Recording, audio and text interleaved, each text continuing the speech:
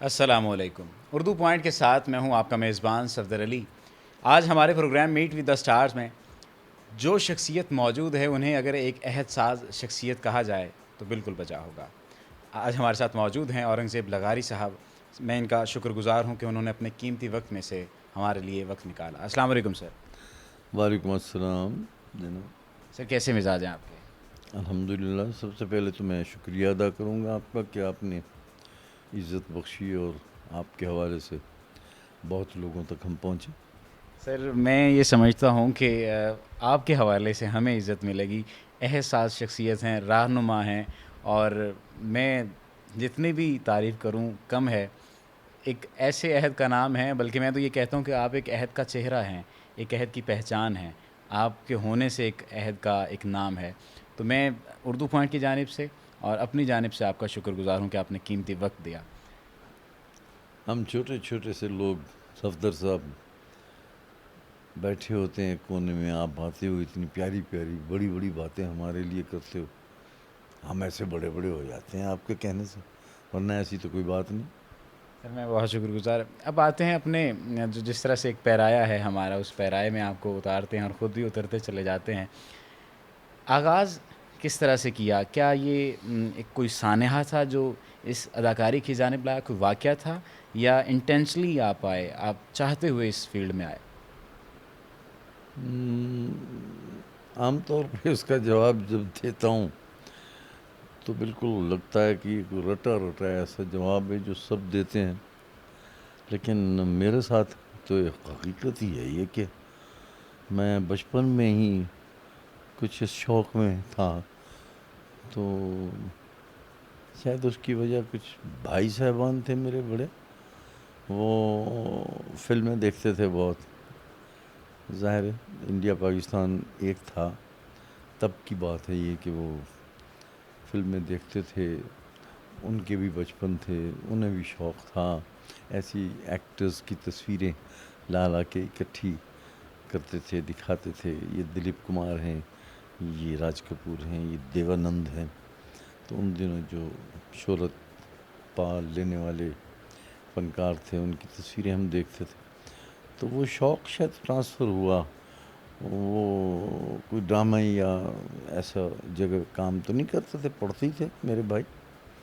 ایک بھائی نیاز لغاری، وہ مجھ سے بڑے ظاہر ہے، تو انہیں شوق تھا ایسا کہ وہ ڈائلاگ جو پڑھ کے آتے تھے، دیکھ کے آتے تھے فلموں میں، تو انہیں پھر اس کو ادا کرتے تھے جیسے گانا گاتے ہیں آپ، گانا سن کے ایسے وہ ڈائلاگ. مجھے یاد ہے ایک ڈائلاگ وہ بولا کرتے تھے، مجھے کہتے تھے، میں چھوٹا سا تھا تو مجھے کہتے تھے ایسے کوئی چیز رکھ کے تم اس سے ٹکراؤ، تو میں ٹکراؤ گے تو میں تمہیں کہوں گا کہ دیکھو بیٹا کیا ہوا، تو تم کہنا جی کچھ نہیں، بس یوں ہی چلتے چلتے ٹھوکر لگ گئی. آج تک مجھے وہ اپنا مکالمہ یاد ہے جو بار بار وہ اس طرح سے کہلواتے تھے مجھ سے. میں جاتا، کوئی لوٹا کوئی چیز ایسے رکھی ہوتی تو اس سے ٹکراتا، تو میں وہ کہتے دیکھو بیٹا کیا ہوا، تو میں نے کہنا تھا جی کچھ نہیں، بس یوں ہی چلتے چلتے ٹھوکر لگ گئی.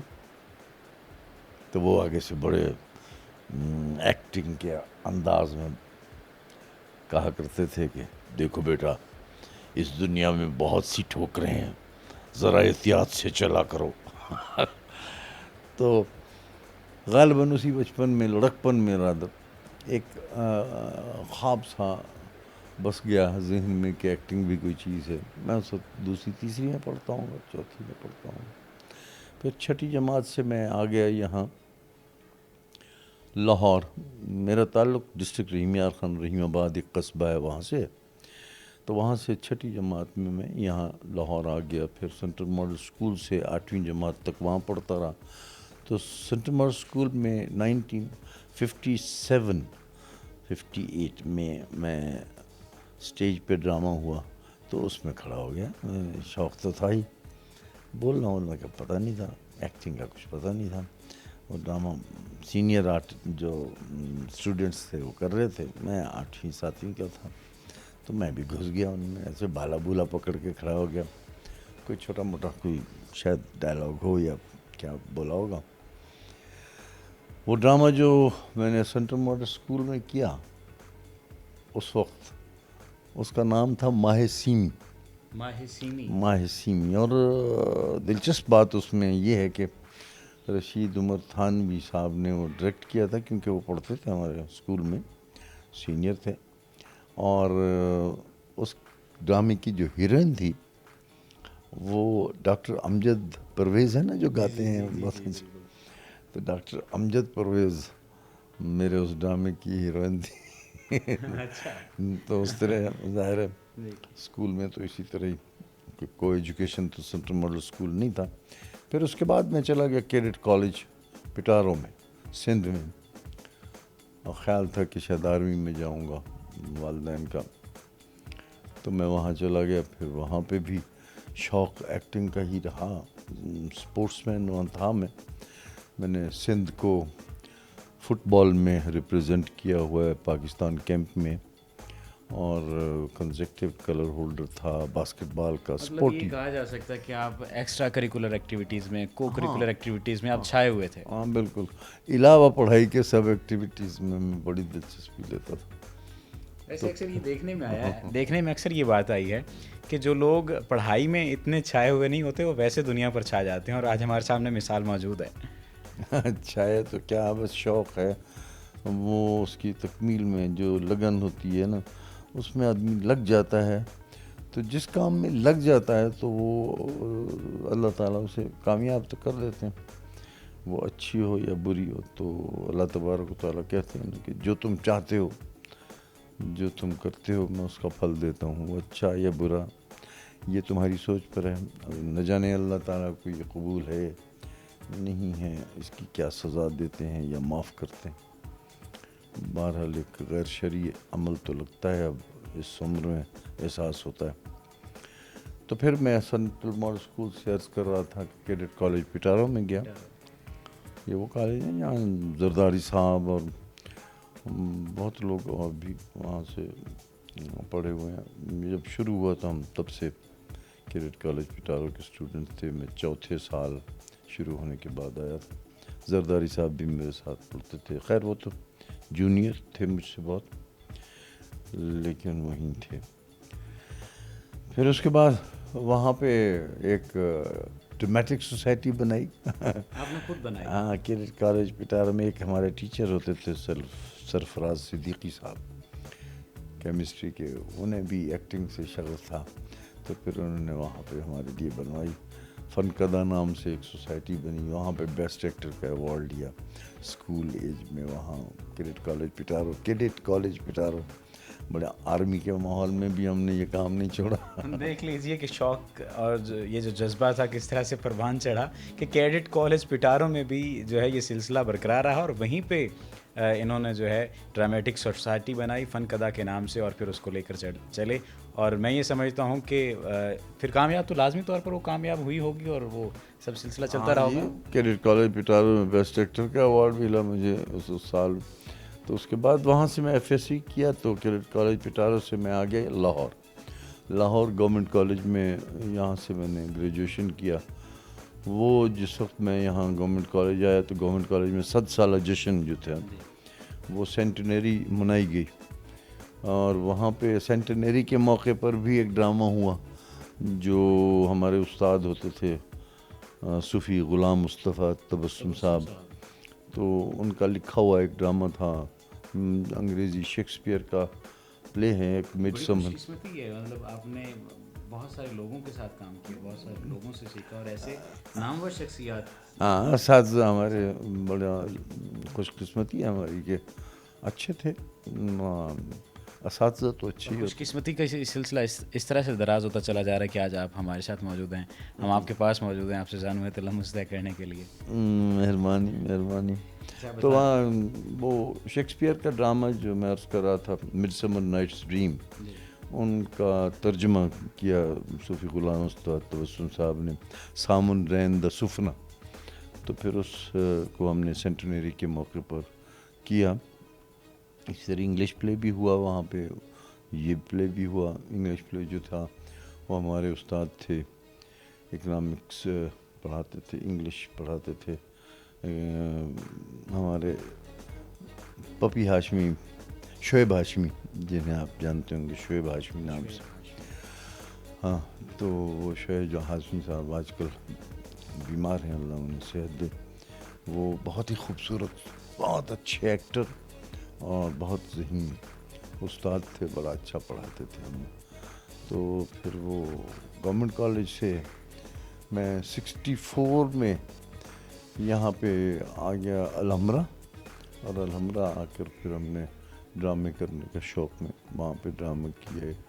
تو پھر ساتھ ہی 65 میں یہ شروع ہو گیا پاکستان ٹیلی ویژن. اس کی بنیاد رکھی گئی, وہ الحمرہ سے رکھی گئی تھی. الحمرہ میں ہی اس کا ایک اسٹیشن پہلے بنا تھا. تو ہم نے کہا ٹی وی آ رہا ہے, پاکستان میں ٹی وی آ رہا ہے, تو یہ پھر ٹی وی آ گیا. پھر پی ٹی وی کی بنیاد جب ہوئی تو اس کے بعد ہم الحمرہ سے شفٹ کیے.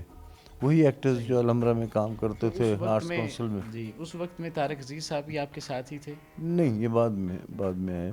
یہ اس وقت ریڈیو پہ کام کرتے ریڈیو تھے, پہ کام کرتے اسٹیج پہ انہوں نے نہیں کیا غالباً. ٹھیک ہے. تو پھر وہ ریڈیو اور اسٹیج, آرٹس کونسل لاہور کے جو آرٹسٹ تھے وہ ریڈیو سے ہی ڈائریکٹر صاحبان جو تھے وہ پروڈیوسر ہو کے اس میں چلے گئے پی ٹی وی میں.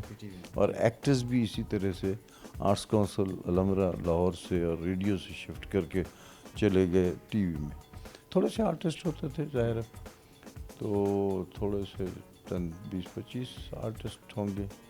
وہی کام کرتے رہتے تھے ہر ڈرامے میں, آپ نے دیکھا ہوگا اس وقت. پھر بعد میں بہت دیر میں دوسرے کراچی شروع ہو گیا, پھر دوسری جگہوں پہ بھی پشاور ہو گیا, کوئٹہ ہو گیا, مگر پہلے لاہور میں یہ اسٹیشن بنا تھا, وہاں پہ ہم لوگ کرتے تھے کام. پھر جو ریئل وہ انسان اور آدمی میرا خیال ہے پہلا ڈرامہ تھا جو سلیم چشتی صاحب کا تھا, جو پی ٹی وی پر ایک ہٹ سیریل کہہ سکتے ہیں آپ ہوا. اس کے بعد تو بہت خوبصورت کھیل ہوتے رہے جو آج تک یاد ہیں لوگوں کو. ٹالی تھلے اور اشفاق صاحب کے بہت کام تو وہ تھے. اور اس کے بعد وہ پھر بڑی بلڈنگ بن گئی. یہ تو ریڈیو اسٹیشن کے اندر ہی بلڈنگ چھوٹی سی تھی, ایک ہی ہال تھا, لائیو ہوتا تھا پروگرام. اسی وقت ہم کرتے تھے, اسی وقت لوگ دیکھتے تھے, ٹیپ نہیں آئی تھی ابھی. تو لائیو پروگرام کرتے ہوئے بہت کچھ ہوتا تھا. کبھی بھول جاتے تھے, کبھی پرامپٹنگ کی آواز, تو نیا کوئی اس میں سلسلہ جو ہے وہ شروع نہیں. ہوا اور جیسے اسٹیج پر ہوتا ہے نا کہ ایک پرامپٹر ہوتا ہے جو ساتھ ساتھ ڈائلاگ بتاتا جاتا ہے, کیونکہ لائیو ہوتا ہے وہ.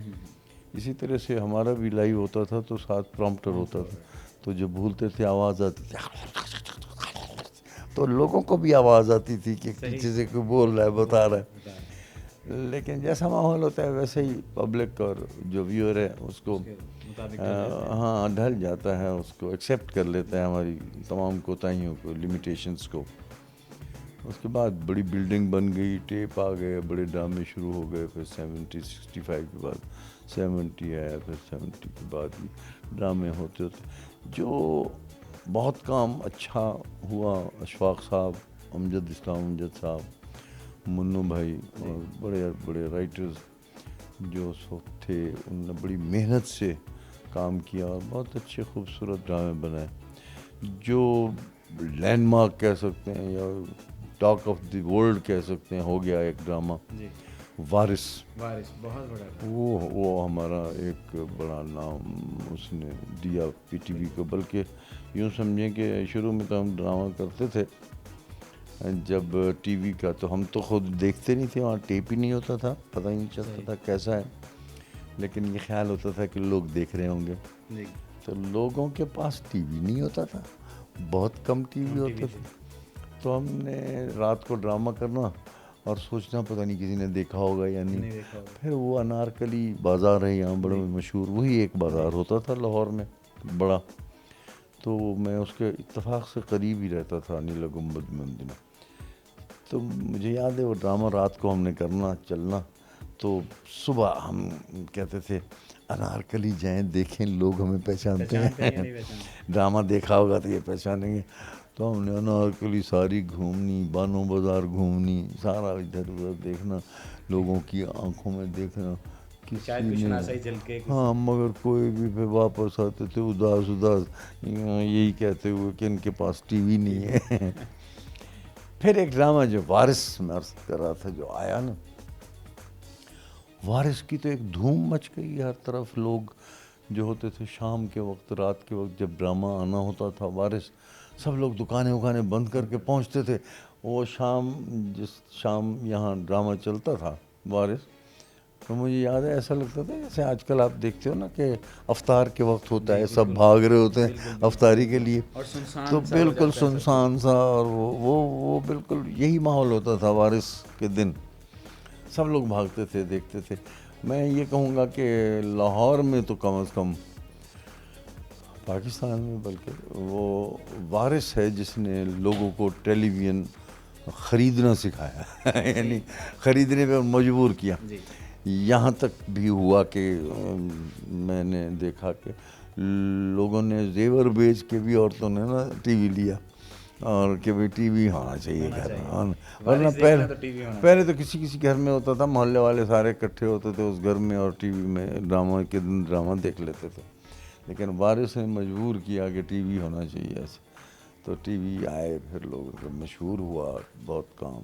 کہا جاتا ہے کہ وارث ڈرامہ جب آیا تھا تو ہمسایہ ملک میں بھی اسی طرح سے سنسان ہو جاتا تھا، اور گلیاں جو ہیں بند ہو جاتی تھیں، ایسے کرفیو کا سا عالم ہو جاتا تھا۔ میں نے جب وہ ایک لائن پڑھی تو میں حیران سا ہوا کہ جب وارث ڈرامہ لگتا تھا تو ایسا معلوم ہوتا تھا جیسے کرفیو لگ گیا ہو، تو وہ سر نے بالکل اس کی تائید کر دی ہے۔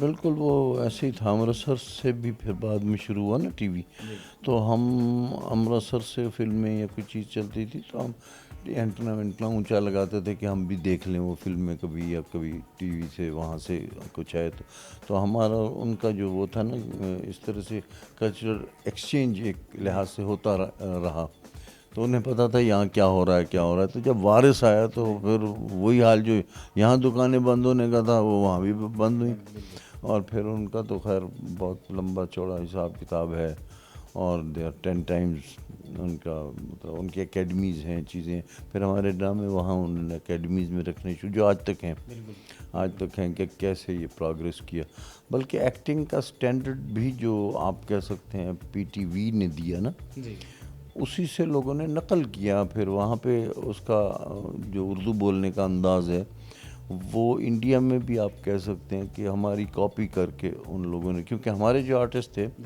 وہ سٹارٹ سے ہی ریڈیو سے تھے، ریڈیو ٹرینڈ جو تھے، ان کو سٹریس اینڈ پازز اور ڈیلیوری کا زیادہ خیال کرتے تھے، اور ہمارے اساتذہ جو تھے وہ بھی پروڈیوسر ڈائریکٹرز جو تھے وہ بھی ریڈیو سے آئے تھے، تو وہ پنکچویشن اور ڈیلیوری اور اس میں پازز وغیرہ بولنے کا انداز وہ انڈیا نے اڈاپٹ کیا، اور پھر اس طرح سے لوگوں نے نصیر الدین شاہ کو ہم نے دیکھا کہ انہوں نے جیسے آرٹ فلمیں وہاں پہ بنائی، اور اس طرح وہ تو بہت بعد میں آئی، اس سے بہت پہلے چاکرا منڈی اور وہ فلمیں آئیں، اسپرش وغیرہ، تو اس میں اوم پوری صاحب نے وہ پھر انہوں نے وہ اسکول ہمارا ایک ایکسٹینشن بنے، اور اس سے پھر آپ دیکھیں اگر 60 سے پہلے بنی ہوئی فلمیں ان کی انڈیا کی تو اس کا انداز اور ہے بولنے کا، پھر اس کے بعد انداز اور ہے۔ یہ اور بات ہے کہ ہماری کلچرل جو ہیریٹیج ہے اس کا خیال نہیں کیا گیا، ہمارے ڈراموں پر اتنی توجہ نہیں دی گئی، ہم پیچھے ہوتے گئے اور وہ آگے ہوتے گئے، کیونکہ وہاں پہ آرٹ کا بڑا خیال کیا جاتا ہے، اکیڈمیز ہیں اور وہ ہیں، تو ان کی وہ اب ہم سے آگے بڑھ گئے، ہم سے نقل کرتے کرتے ہماری وہ آگے چلے گئے۔ اب امیتابھ جی ہیں یا دوسرے بڑے آرٹسٹ ہیں، ان کی ڈیلیوری بہت خوبصورت ہے، اس سے پھر جو ان لوگوں کی ایکسٹینشن آئی، شاہ رخ ہے یا دوسرے جو بچے آئے، وہ پھر بہت، ہاں وہ انہوں نے ایک نیا دیا، تو that is because of their quality, is because of their quantity, لوگ بہت ہیں، ان کی ریٹرن بہت اچھا ہے، ان کی 3rd کلاس فلم بھی پیسہ بچا جاتی ہے، ہماری 2nd کلاس فلم بیچاری فیل ہو جاتی ہے، پیسے ہی پورے نہیں ہوتے تھے۔ اب یہ ویڈیو کا زمانہ آیا ہے، تو اب چونکہ ہم میٹ کر رہے ہیں اپنے ایکسپینسز کو، اس لیے یو آر واچنگ کہ اب زیادہ فلمیں بننے لگ گئی ہیں اور اب بنیں گی، کیونکہ اب ہم میٹ کر جاتے ہیں اپنے اور ایک لیکریٹو بزنس ہو گیا، اب اچھی بنے گی بھی، کام بھی ہوگا. تو یہ ہمارا سفر تھا. مطلب آپ نے یہ سفر تو خوب سنا اور آپ نے جان لیا کہ جو سیکھنے والے ہیں، جو ہمسایہ ملک ہے اس نے بھی ہم سے سیکھا اور اس طرح سے سیکھا ہے اور اس کی اس طرح سے تقلید کی ہے کہ آپ دیکھ لیں کہ وہ آج کہاں پر پہنچ گئے ہیں. تو ہمیں بھی جو ہے وہ سیکھنا چاہیے. اچھا سر، آپ نے فلموں میں بھی کام کیا، مختلف ڈراماز میں تو کام کیا ہی کیا. کیا لگتا ہے کہ آپ کو بوسٹ، جسے مطلب بعض دفعہ بندے کو لگ جاتا کہ یار اس چیز نے مجھے زیادہ جو ہے عالمی افق پر یا قومی افق پر مجھے زیادہ روشنی دی ہے، یا میں جانے لگا ہوں، تو کیا ایسی چیز تھی؟ اور اس کے ساتھ ہی اپنی فلموں کے تجربے کے بارے میں بتائیے. ہاں، فلموں کا آپ نے ذکر کیا تو میں بھول گیا تھا کہ بیچ میں جب ٹی وی شروع ہو رہا تھا اور ہم ابھی اسٹیج بھی شروع کر رہے تھے 65-6 میں، تو اس وقت میں فلموں میں بطور اسسٹنٹ ڈائریکٹر چلا گیا. تو پھر میں نے بہت فلمیں اسسٹ کی، اندلیب، سائقہ نورین وغیرہ. تو وہاں پہ میں نے فرید ڈبلو احمد صاحب کو اسسٹ کیا، حافظ صاحب کو اسسٹ کیا، سلمان صاحب کو اسسٹ کیا، لیک صاحب کو اسسٹ کیا.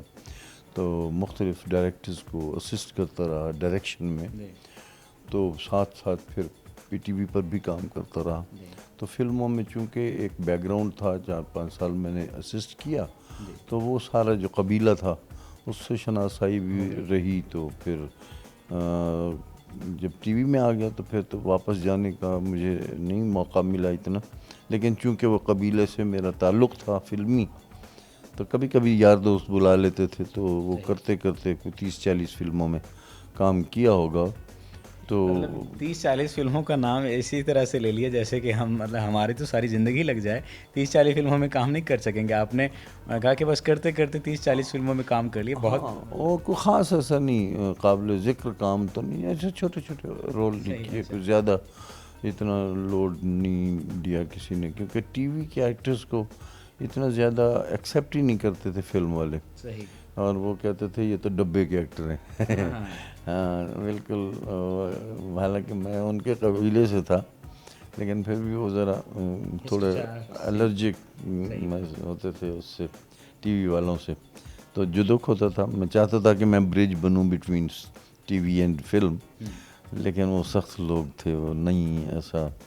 اب خیر ایک وقت ایسا آیا کہ اب فلم اور ٹی وی ایک ہو گئے. اب فلم بالکل بیٹھ گئی پاکستان کی، تو اس وجہ سے ٹی وی میں آرٹسٹ سارے آ گئے، لوگ بھی کام کرنے لگ گئے، ڈائریکٹر صاحبان بھی ادھر ٹی وی پہ آ گئے. اچھا ہے، اب انشاءاللہ سب لوگ مل کے کام کر رہے ہیں تو بڑا اچھا ہی کام ہوگا. And I expect very bright future. آج کی فلم کو، آج جو فلمیں چل رہی ہیں اور آج کل جو ڈراماز چل رہے ہیں، اس کو کس مقام پر دیکھتے ہیں؟ بس وقت کے ساتھ ساتھ ہی ہے جی. ابھی تو چونکہ ہمارے پرانے ڈائریکٹر صاحبان نے کوئی اپنے اچھے شاگرد پیدا نہیں کیے، کوئی ایسا اکیڈمی نہیں بنائی، کوئی کام نہیں کیا، تو وہ چلے گئے جب. تو ان کے چونکہ شاگرد اتنے نہیں تھے، نہ انہوں نے کچھ سکھایا اتنا، نہ بتایا اتنا. جو ٹیکنیکلی سٹرونگ لوگ تھے ان کا کوئی اسسٹنٹ ایسے نکل نہیں سکے آگے، کیونکہ انہوں نے سکھایا نہیں تھا. وہ پنیری کہتے ہیں نا، انہوں نے نہیں لگائی تھی، تو آگے ان کی جو ہے ایکسٹینشن نہیں ہو سکی. تو سارے کئی چپڑاسی ہیں، کوئی ان کے ملازمین ہیں، کوئی چھوٹے چھوٹے اسسٹنٹ تھے جن کو بھی فائنانسر ملتا گیا، وہ ڈائریکشن کرتے گئے اور ایک آدھی فلم بن گئی اچھی. جیسے ہٹ چلی گئی مولا جٹ ہوئی یا گنڈاسا ہوئی یا وہ، تو وہ فلمیں جو ہٹ ہوئی تو چونکہ وہ اتنی سیکھے ہوئے تو ڈائریکٹر تھے نہیں، ایک فلوک لگ گیا. تو وہ میں سمجھتا ہوں کہ اس میں سلطان راہی صاحب جیسے ہٹ ہو گئے، تو مولا جٹ ہٹ ہو گئی. تو اس میں لوگوں نے سمجھا شاید یہ اسی طرح کی فلمیں اچھی ہوتی ہیں. وہ ایک ہی فلم میرا خیال ہے کوئی 15 سال بنتی رہی. تو یہ سمجھے شاید ہم ہٹ ہو گئے. بعد میں جب سلطان راہی صاحب اللہ غری کی رحمت کرے پردہ کر کے چلے گئے، شہید ہو گئے، تو جب وہ چلے گئے تو انہوں نے وہی فلمیں، میں سمجھتا ہوں کہ سلطان راہی سے زیادہ خوبصورت بندے کو سلطان راہی بنانا چاہا، شان کو، جو سلطان راہی سے میں سمجھتا ہوں زیادہ خوبصورت بھی تھے اور تعلیم یافتہ بھی تھے, ایکٹر بھی بہتر تھے, میں کہوں گا بڑا اچھا ایکٹر ہے شان. اور انہوں نے وہ شان کو استعمال ایسے کیا کہ سلطان راہی بنے. تو شان کو شان کے طور پر اگر لیتے, اچھے ڈائریکٹر ہوتے تو وہ چلے گئے تھے تو یہ بہت اچھا لگتا. تو نہ وہ کر سکے کام وہاں. وہ ان کا خیال تھا کہ سلطان راہی والی فلمیں ہٹ تھیں, وہ فلمیں ہٹ نہیں تھیں, وہ سلطان راہی ہٹ تھا. سلطان راہی نکل گیا تو لوگوں نے کہا یہ کیا ہو رہا ہے, تو وہ پھر نہیں بن سکا ان کا ماحول. تو وہ نیچے آتے آتے آتے ختم ہو گیا سلسلہ. اب چونکہ ٹیکنیکلی بہت سٹرونگ اور بڑے اچھے لڑکے آ رہے ہیں, نبیل ہے, اسامہ ہیں, جنہوں نے یہ فلمیں بنا رہے ہیں, ابھی ہٹ بھی ہو رہی ہیں. تو ایک دو تو اسی طرح آہستہ آہستہ بہت اچھا ماحول ہو جائے گا. اور آئی تھنک مجھے ایسا سامنے نظر آ رہا ہے اچھی فلمیں پاکستان میں اسی سال میں آپ دیکھیں گے بہت آئیں گی ان شاء اللہ تعالیٰ. یہی دعا ہے کہ اسی طرح سے سلسلہ چلتا رہے. میں اکثر ایک سوال کرتا ہوں جس شخصیت کے پاس بھی میں جاتا ہوں, یہ کہتا ہوں کہ آپ کی شخصیت کا ایک پہلو اداکاری اور یہ سارا سلسلہ زندگی آپ کا ہے. کون سی ایسی بات ہے جو آپ کہتے ہیں کہ میری شخصیت کے اس پہلو کو نہیں پہچانا گیا, اگر یہ بھی پہچانا جاتا تو اور بات ہوتی؟ آپ کا وہ پہلو ہی پہچانا جاتا ہے جس کی پہچان آپ کرنا چاہ رہے ہوتے ہیں. تو میں نے تو اپنے اسی پہلو کی پہچان میں زندگی گزار دی کہ میں ایکٹر ریکگنائز ہو جاؤں. تو جیسا بھی ہوں میں, اتنا سا بھی ہوں تو وہ اتنا سا لوگوں کو ڈائجسٹ ہو جائے اور وہ کہیں کہ ہاں یہ ہے. اتنے ہی لوگ چاہے پسند کریں لیکن کریں تو مطلب یہ کہ مان لیا جائے. تو وہ ریکگنیشن مجھے الحمدللہ ملی ایز این ایکٹر تو ملی. اللہ سے ڈرتا بھی ہوں, پتہ نہیں یہ ریکگنیشن اس کو کیسے قبول ہے, وہ اس کی سزا دیتا ہے یا معاف کرتا ہے. لگتا ہے کچھ غیر شرعی کام ہوا. اب کسی قابل آپ کو بتایا لڑکپن سے تو یہی کیا, آنکھیں نہیں کھولی دنیا میں تو دنیا کا اور کام کرنے کی کوشش کی, کئی بزنسز کی کوشش کی, لیکن کامیابی اس لیے نہیں ہوئی کہ وہ کیمسٹری ملتی نہیں ہے دنیا سے. دھوکہ ہی ہوا. کچھ معاشرہ بھی ایسا ہو گیا ہے کہ سخت ہے, بڑا مشکل ہوتا ہے ان کا ساتھ نبھانا, بڑا مشکل ہے. پھر آخر میں ہماری جو نوجوان نسل ہے, دو طریقوں سے میں نے ڈیوائڈ کیا. ایک تو وہ حضرات ہیں جو کہ ایکٹنگ کرتے ہیں, ایکٹنگ کے شعبے سے منسلک ہیں یا اداکاری یا اس فیلڈ میں آ رہے ہیں, شوبز میں آ رہے ہیں, ان کے لیے کیا پیغام دینا چاہیں گے؟ اور جو باقی ہماری نوجوان نسل ہے جو پاکستان کی جسے ہم جنریشن کہہ سکیں, نیو جنریشن, ان کے لیے کیا پیغام ہے آپ کا؟ بھائی ایکٹنگ کے حوالے سے تو میں کسی بچے کو ریکمینڈ ہی نہیں کرتا کہ اس طرف آئے, کیونکہ میں خود پچھتاتا ہی رہتا ہوں دل میں کہ کام شاید ٹھیک نہیں ہوا. اور ایک مسلمان کے لیے یہ کام کرنا کم از کم ریکمینڈ کرنے کا تو میرا دل گردہ نہیں ہے. صحیح ہے, ٹھیک ہے. تو اس لیے اس سے دور ہی رہیں. اس میں غیر شرعی بہت کچھ ہے جو کہ ٹھیک نہیں ہے بالکل. تو اس لیے انہیں تو ریکمینڈ کروں گا کہ وہی پڑھائی وڑھائی میں دلچسپی لیں. ملک کو بنانے کے بڑے شعبے ہیں, آپ کسی شعبے میں چلے جائیں. اور آپ نے نام کمانا ہے اگر, تو وہ اپنے کسی شعبے میں بھی کما سکتے ہیں. اب جناب قدیر خان صاحب ہیں تو ان کا نام کوئی کم تو نہیں ہے, عیدی صاحب کا نام کوئی کم تو نہیں ہے. تو پوجنا بھی اگر اجازت ہوتی تو ہم عیدی صاحب کو پوجتے. اور پاکستان پر جو مہربانی قدیر صاحب نے کی ہے وہ ہیٹس آف ٹو ہم. ہم بچوں سے یہی کہیں گے کہ بھئی قدیر خان بنیے, اورنگزیب بغیری نہ بنیے. اور دوسرا انسانیت کے حوالے سے بھی میں یہی کہوں گا کہ جو کچھ بھی کریں, جس میدان میں بھی آپ ہوں, آپ دین کو مت چھوڑیں. اور جو دین ہے اس کی تعلیم, قرآن ضرور پڑھیں. اور نماز جس کی گنجائش ہی نہیں ہے قضا کی, آپ بالکل قضا نہ کیجیے. یہ خشوع و خضوع سے نماز پڑھیں گے تو آپ کے سارے جو راستے ہیں وہ آپ کے سامنے کھلتے چلے جائیں گے اور دین کی سمجھ بھی آئے گی اور اللہ تعالیٰ بہت مہربانیاں کریں گے. یہی کہوں گا کہ دین کو مت چھوڑیں. آج سیاستدان ہمارے بہت حل بتا رہے ہوتے ہیں پاکستان کے ترقی کے, مگر آپس میں لڑ ہی رہے ہوتے ہیں. وہ سارا کچھ جو آپ ٹی وی پہ دیکھتے ہو وہ دین سے دوری کی وجہ سے دیکھتے ہو. اگر دین پر ہوں, سب ایک دوسرے کو بھائی سمجھیں, صرف پاکستان کی سوچیں, تو ہمیں اچھے لیڈرز بھی ملیں, پاکستان بھی آگے بڑھتا ہوا نظر آئے. اور پاکستان کے لیے اس دعا کے ساتھ ہم, میرا خیال ہے یہ بات ختم کریں تو اچھا ہے نا. بالکل بالکل.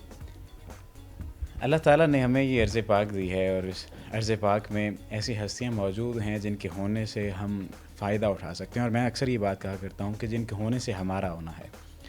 اورنگزیب لغاری صاحب بھی ایسی ہی شخصیت ہیں جنہوں نے ایک عہد کو ایک چہرہ دیا ہے, ایک تاریخ کو ایک آپ کہہ سکتے ہیں کہ عنوان دیا ہے. اور آج کی یہ ساری گفتگو آپ نے سنی, آپ کو معلوم ہوا کہ پاکستان ٹیلی ویژن کی کیا تاریخ ہے, معلوم ہوا کہ ڈرامے کی کیا تاریخ ہے, پاکستانی فلمیں کیسے بنی, اور ہمسایہ ملک میں کس طرح سے کام ہوتا رہا ہے, ہو رہا ہے, اور انہوں نے آغاز کیسے کیا تھا. اسی دعا کے ساتھ, جیسا کہ سر نے بھی فرمایا کہ خدا کرے میری عرض پاک پر اترے وہ فصل گل جسے اندیشہ زوال نہ ہو. خدا کرے میرے ایک بھی ہم وطن کے لیے حیات جرم نہ ہو, زندگی وبال نہ ہو. کیمرہ مین منیر حسین کے ساتھ صفدر علی کو دیجیے اجازت, اور دیکھتے رہیے اردو پوائنٹ. اللہ نگہبان.